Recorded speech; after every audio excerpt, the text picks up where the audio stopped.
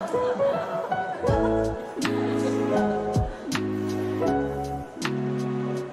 이제 그림으로 그려서 그러는데, 우리가 이제 전투 중에 우리의 공식적인 건 수성전에, 그러니까 성곽을 끼고 싸우는 전술의 능이에요.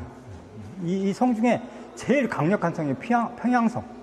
평양성은 깨진 적이 별로 없어요. 그냥 당나라 때 마지막에 이제 그렇게 해서 신라와 백제 배신으로 인해서 할 수 없이 그렇게 망하고 말았지만, 평양성을 공격해서 성공한 나라는 당나라 하나인데, 그때 이제 마지막에 망했을 때, 근데 그 앞에 100만 대군을 끌고 왔을 때, 그때 그 전에도 한번 말씀드렸는데, 우리가 이런 생각을 해보세요. 우리가 이제 그 일본의 신민사관에 의해서 고구려를 우습게 알고 백제, 신라 이렇게 있어서 한국시대를 우습게 하는데, 당나라 100만 대군을 이끌고 고구려를 치지 않으면 안 됐어요. 가만히 생각해요.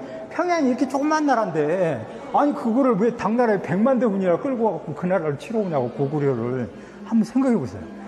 그러니까 고구려는 그런 조그만 나라가 아니고 고구려가 제국이야.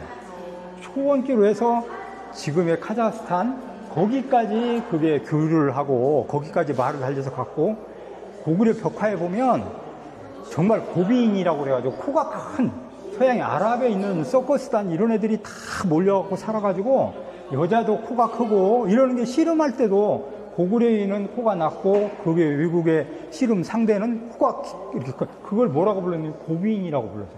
코가 큰 사람이다. 그러니까 국제화된 거야. 그리고 그게 제국이야. 그래서 그걸 치지 않으면 당나라가 불안해가지고 견뎌낼 수가 없기 때문에 그 100만을 동원해서 치러 오는 거예요.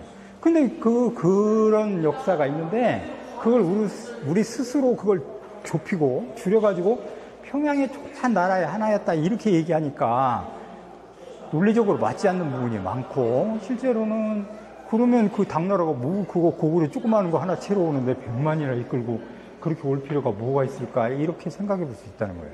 그러니까 우리가 잘못 배웠고 역사는 다시 좀 써야져야 되는데, 그런 부분에서는 새롭게 인식할 필요가 있어요. 나중에 또 싸움 얘기는 또 해드리겠습니다.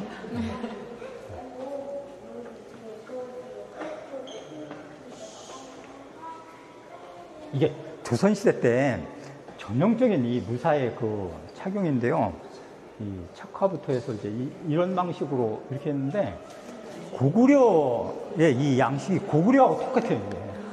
고구려도 이렇게 세 가지의 장비를 하고요. 긴 창, 그 다음에 방패, 칼, 삼지창이라고 그래가지고 이렇게 환대두라고 그래가지고 긴 칼이 있는데, 그것과 이 갑옷에 기마무사라고 그래가지고 완전히 전체를 철갑으로 둘러서 화살을 맞아도 죽지 않는 그렇게 된 부대가 이제 우리나라 특전사처럼 공수부대처럼 이끌었는데, 그 부대가 적의 정통 가운데를 돌격해서 분산시키면 나머지 군대가 그걸 치는 그런 전술을 구사했는데, 그게 너무 무거워. 그러니까 말도 다 가려가지고 철갑으로 만들고 사람도 다 철갑으로 해서 눈만 이렇게 내놓는 상태인데, 이 말이 지쳐갖고 가지를 못해. 그러니까 그것 때문에 기동성이 떨어진다고 그래갖고 그 기마무사가 이제 해체되는데, 전쟁에서는 죽지 않는 놀라운 그런 능력을 보여주는 그런 기법을 고구려가 사용해요. 그러니까 서양의 그런 거하고 비교해보면 똑같은 시기에 우리도 그런 기마무사가 있어가지고 완전히 철갑으로 둘러서, 근데 고구려가 철이 많이 생산돼가지고 그런 기술과 그런 것들이 굉장히 발달했던 그런 대표적인 나라라고 할 수 있어요.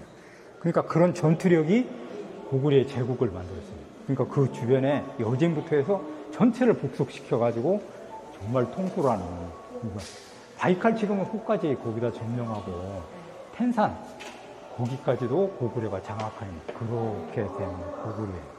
그래서 고구려를 이해하면 우리의 그 기상을 이해할 수 있어요.